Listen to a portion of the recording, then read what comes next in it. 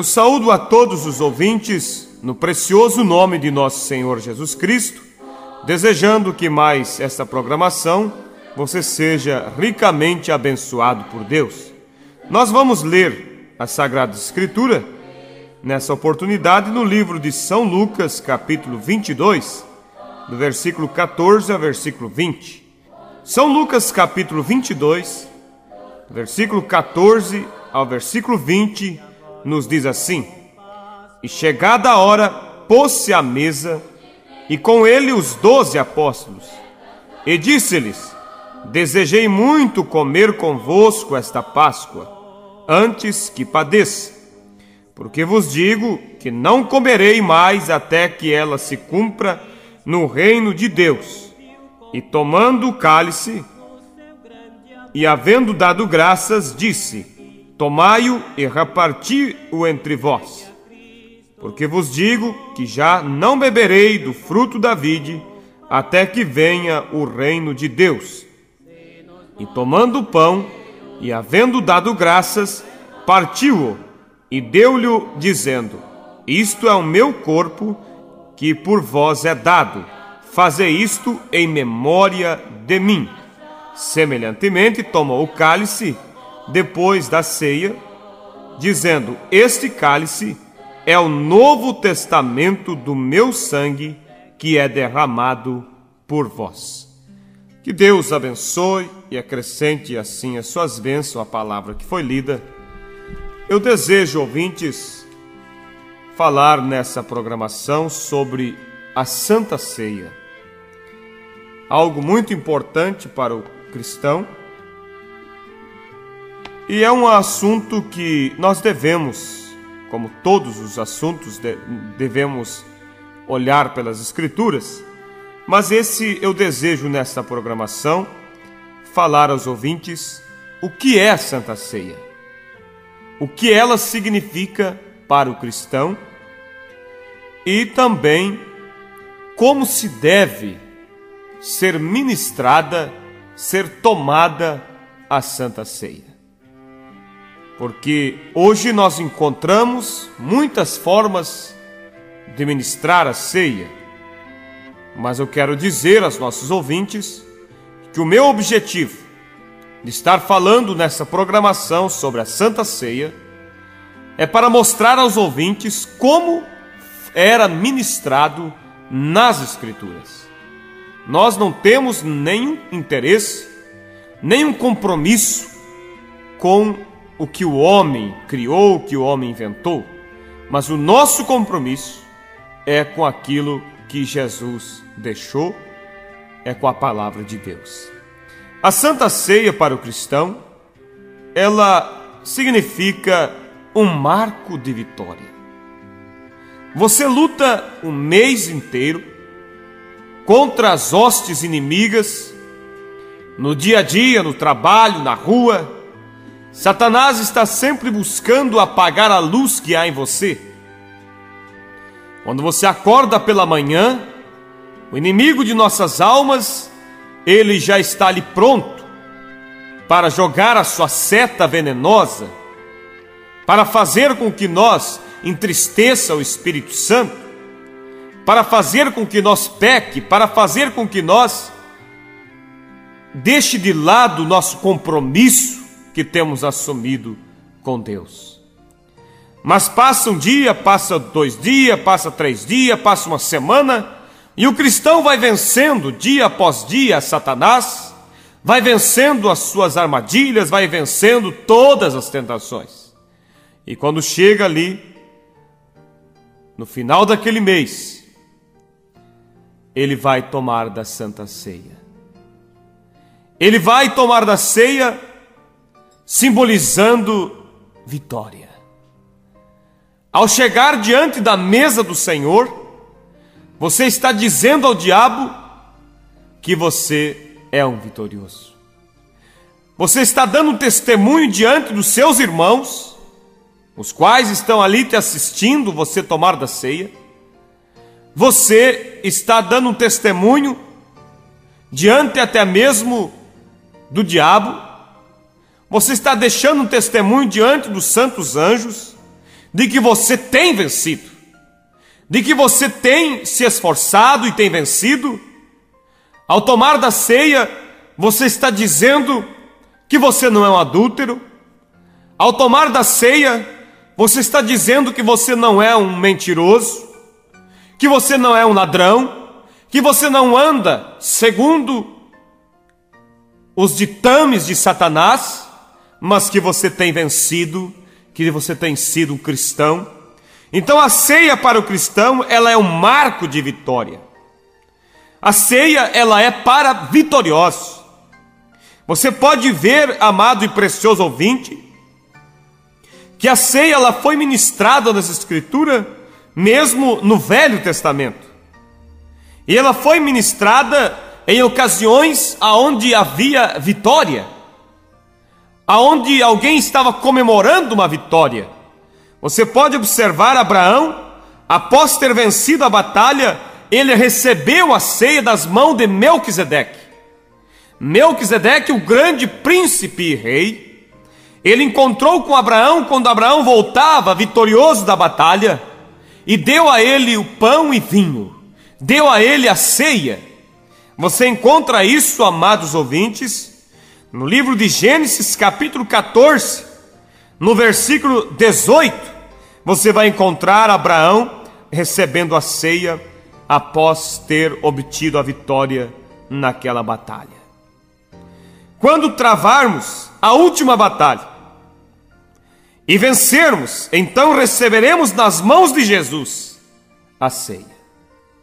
Você pode lembrar, querido ouvinte, da escritura que nós lemos aqui, aonde Jesus estava falando aos discípulos, que ele estava tomando da última ceia aqui na terra, mas que ele estava ansioso por aquela outra ceia que ele iria tomar no outro lado. Em São Mateus capítulo 26, no versículo 29, nós encontramos as Escrituras, o Senhor Jesus dizendo: e digo-vos que, desde agora, não beberei deste fruto da vide até aquele dia em que o beba de novo convosco no reino de meu Pai. Então aqui nós encontramos, queridos ouvintes, que Jesus, ao tomar da última ceia, ele disse: eu não tomarei mais do fruto da vide, ou seja, não tomarei mais do vinho da ceia, até que tome convosco no reino de meu Pai. Oh, isso me alegra meu coração, oh, isso me regozija a minha alma, porque eu sei que um dia eu irei batalhar a última batalha, um dia eu irei pregar o meu último sermão, um dia nós iremos cantar o nosso último hino, um dia nós iremos guardar a espada, e vitoriosos vamos sair dessa terra para um novo lar, aonde ali estaremos para sempre com Cristo, aonde ali encontraremos naquela mesa de quilômetros e quilômetros de comprimento, aonde o nosso Senhor Jesus Cristo estará nos servindo a Santa Ceia, a ceia da vitória. Por isso eu disse para você, meu precioso ouvinte, que a ceia ela é um marco na vida. A ceia ela é uma vitória. Quando você está tomando a ceia, você está dizendo que você tem sido vitorioso. É um marco de vitória. Quando vencermos a batalha nessa terra, tomaremos daquela ceia no outro lado, aonde receberemos das mãos do Senhor Jesus Cristo. Hoje nós recebemos da ceia na igreja, das mãos do pastor, o sacerdote que está ali representando Cristo. Mas naquele dia receberemos das próprias mãos de nosso Senhor Jesus Cristo. Então o que é a ceia? A ceia é um símbolo de vitória. A ceia é para vitoriosos. A ceia é uma bênção na vida de quem toma dignamente.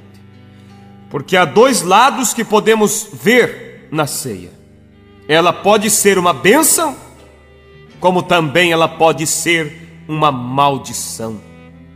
Ela é uma bênção para aquele que toma a ceia dignamente, mas ela é uma maldição, ela é morte espiritual para aquele que toma indignamente.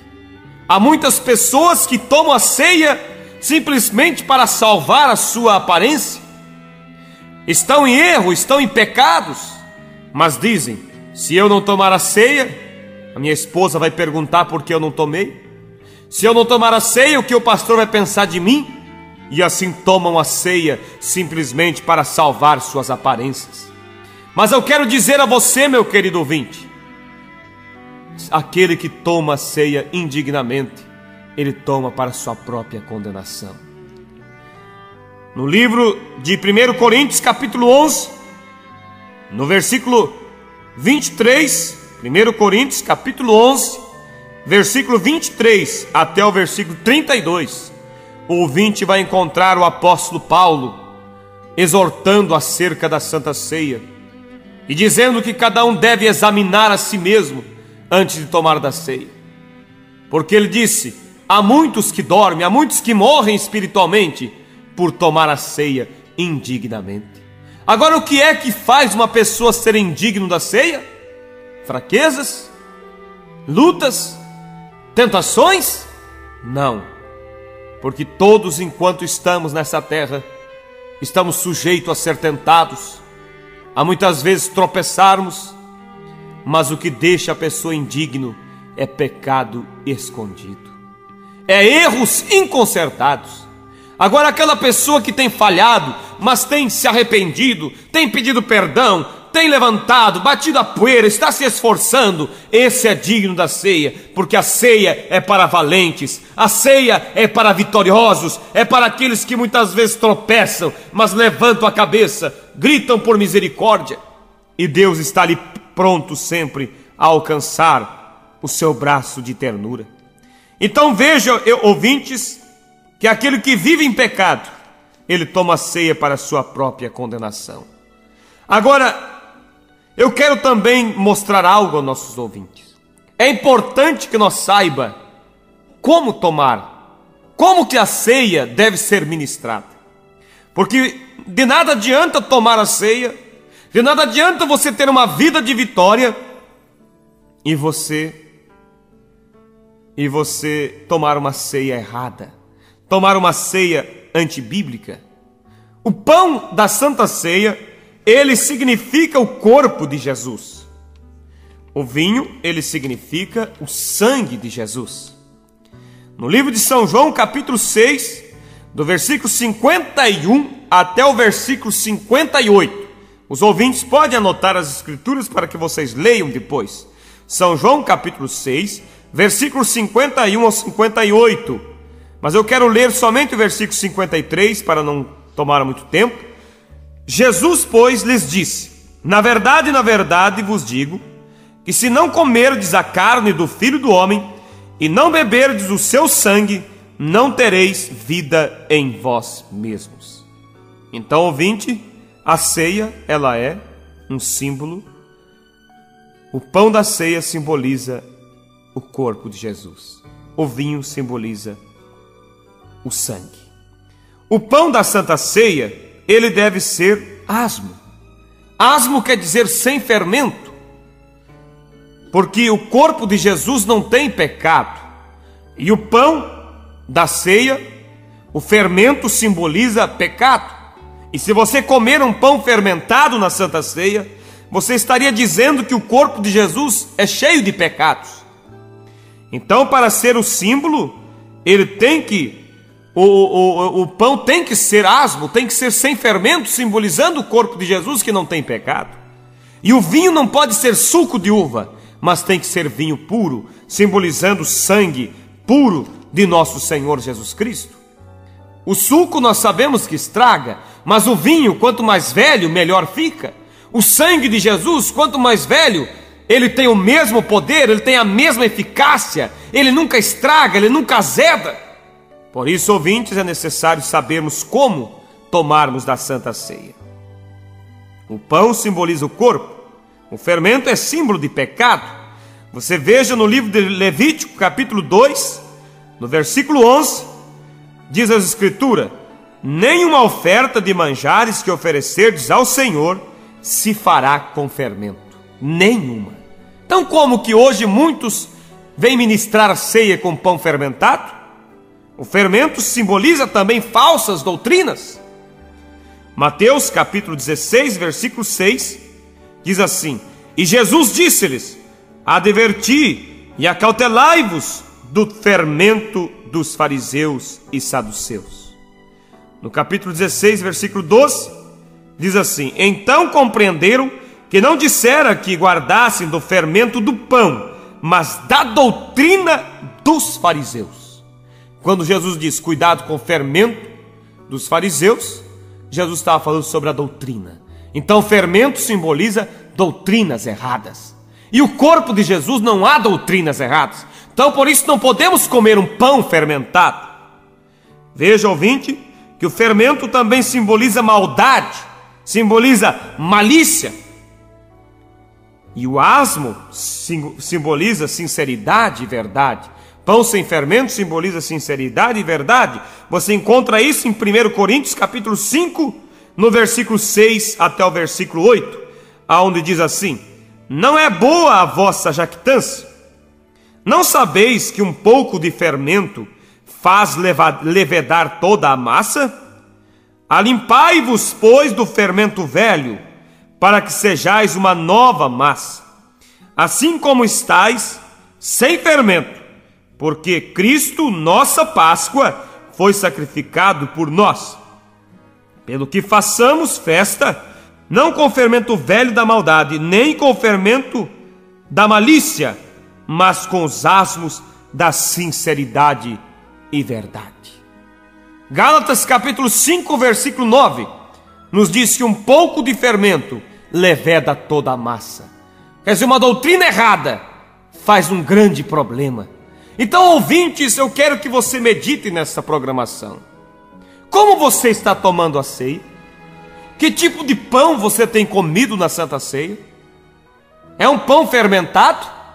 Então você está dizendo ao tomar da ceia que o corpo de Jesus tem falsas doutrinas, que o corpo de Jesus tem maldade, tem malícia.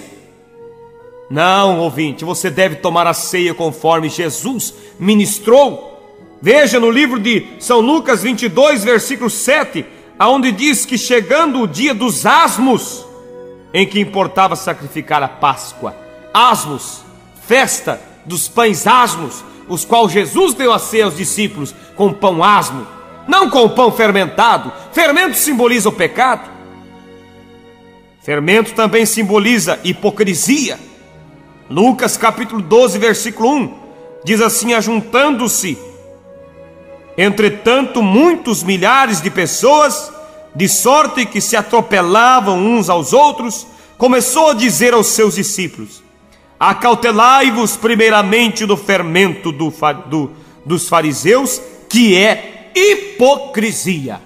Fermento dos fariseus, que é hipocrisia. Alguém diz: ah, mas não há necessidade. O pão simboliza o corpo de Jesus. Para ser símbolo, tem que ter algo que o faça simbolizar. E se você coloca um pão fermentado, você está dizendo que o corpo de Jesus tem hipocrisia, que o corpo de Jesus tem pecado, tem maldade, tem malícia, tem falsas doutrinas. Ouvintes, é necessário ter temor de Deus ao tomar da ceia, tomar da maneira correta, estar com a vida digna, limpa e, além do mais, tomar a ceia da maneira certa. Jesus, quando ele deu a ceia, ele não deu com fermento. Você encontra em São Mateus 26, versículo 17, onde diz: no primeiro dia da festa dos pães asmos, chegaram os discípulos junto de Jesus, dizendo: onde queres que façamos os preparativos para comerdes a Páscoa? Era a festa dos pães asmos, não pão fermentado. Asmo quer dizer sem fermento. A ceia deve ser com vinho, não com suco de uva. O vinho é o sangue da uva. O vinho, quanto mais velho, melhor fica. O suco azeda. O sangue de Jesus, quando passa o tempo, ele não perde o seu poder. Tudo é um símbolo, precioso ouvinte. Os apóstolos davam a ceia com vinho, não com suco de uva. Você encontra em 1 Coríntios, no capítulo 11, onde diz: porque cada um toma antecipadamente a sua própria ceia, e assim um tem fome e o outro embriaga-se. No livro de Coríntios 11, o apóstolo Paulo está chamando a atenção aos discípulos, porque eles estavam se embriagando na ceia. E se eles estavam se embriagando na ceia, é porque eles estavam tomando vinho, não suco de uva. Só que eles estavam tomando em excesso. Eles deveriam tomar um gole somente, para simbolizar o sangue de Jesus. Jesus tomava ceia com vinho, ouvintes. Jesus não tomava suco de uva. Você encontra no livro de Lucas, capítulo 22, versículo 17, aonde diz: e tomando o cálice, e havendo dado graças, disse: tomai e reparti entre vós.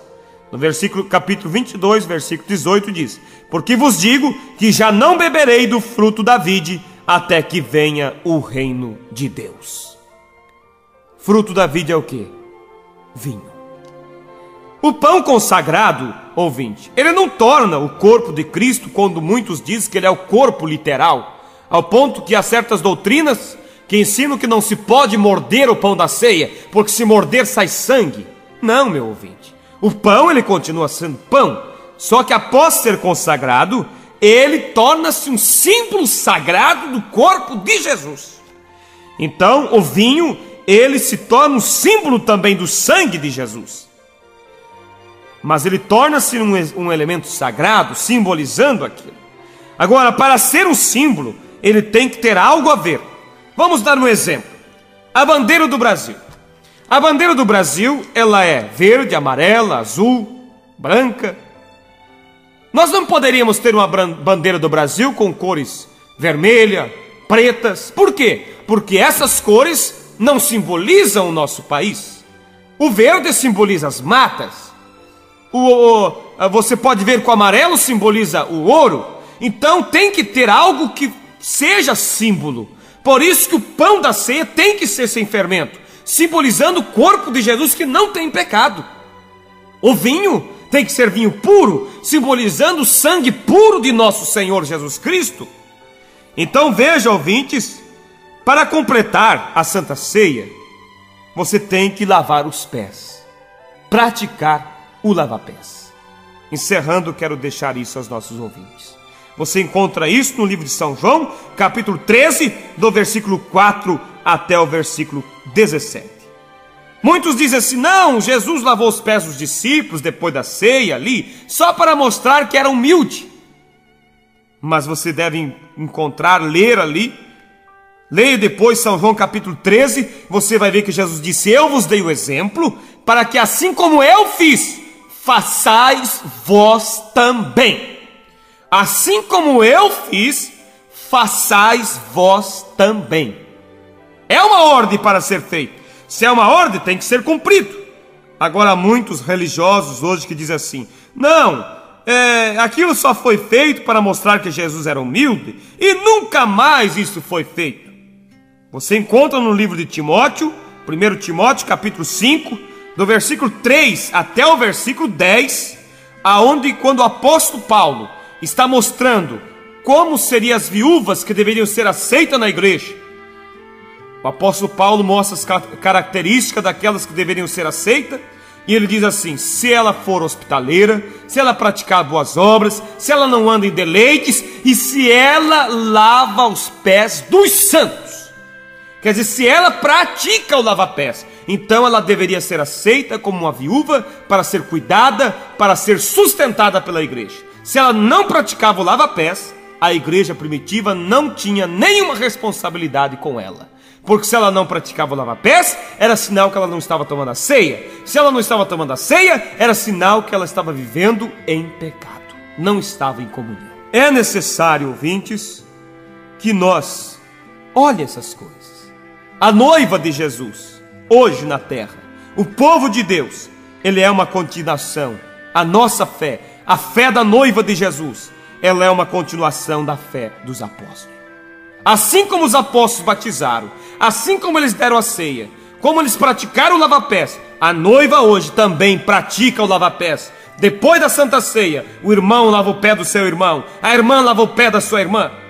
Deve haver essa prática, deve haver essa obediência completa. No livro de Efésios, capítulo 2, no versículo 19 até o versículo 20, você encontra as escrituras dizendo assim: assim que já não sois estrangeiros, nem forasteiros, mas concidadãos dos santos e da família de Deus, edificados sobre o fundamento dos apóstolos e dos profetas, de que Jesus Cristo é a principal pedra de esquina. Ou seja, a igreja de Jesus, a noiva de Jesus, está edificada na fé dos apóstolos e dos profetas. Que Deus te ajude, meu precioso ouvinte. O que significa ceia? Significa vitória. É para vitoriosos. Ela é uma bênção para quem toma dignamente, desde que tome também da maneira correta, com vinho puro, pão asmo e com o lava-pés após a Santa Ceia. Se você tem tomado uma ceia errada, comido um pão fermentado, eu te digo, ouvinte, tenha temor de Deus.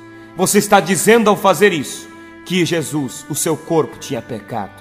Não faça isso. Obedeça a palavra. Tome uma decisão por Deus.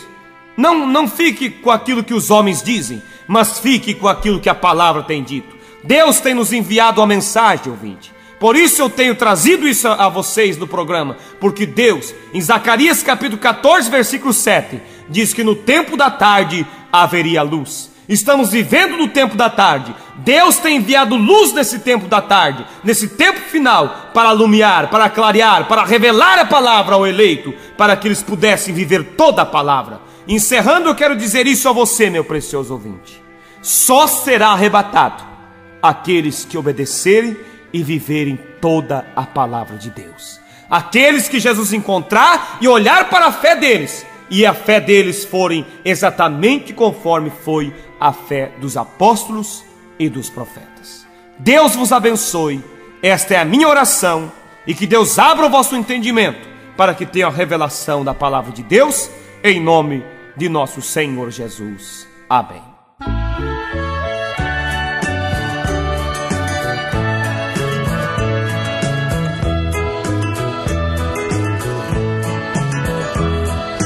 Passa o dia orando,